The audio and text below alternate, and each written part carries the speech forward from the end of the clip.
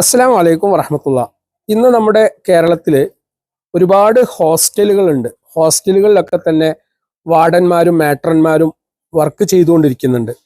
പലപ്പോഴും വാർഡന്മാരെ നമ്മൾ നിയമിക്കുന്ന ഘട്ടത്തിൽ ശ്രദ്ധിക്കേണ്ട ഏറ്റവും പ്രധാനപ്പെട്ട ഒരു കാര്യം, കുട്ടികളുടെ മനഃശാസ്ത്രം മനസ്സിലാക്കിക്കൊണ്ട് കുട്ടികളെ ഏറ്റവും നല്ല രൂപത്തിൽ സ്നേഹത്തോടു കൂടി കൈകാര്യം ചെയ്യേണ്ടവരാണ് വാർഡന്മാരും അതുപോലെ തന്നെ മാട്രന്മാരും. ഇവർക്ക് കുട്ടികളുടെ മനഃശാസ്ത്രത്തെ സംബന്ധിച്ച് ആധികാരികമായിട്ടുള്ള വിവരങ്ങൾ ഇല്ലാതെ പോയിട്ടുണ്ടെങ്കിൽ ഒരു സമൂഹത്തിന്റെ സൃഷ്ടിയാണ് നഷ്ടപ്പെടുന്നത് എന്ന് പലപ്പോഴും നമ്മൾ ചിന്തിക്കാറില്ല.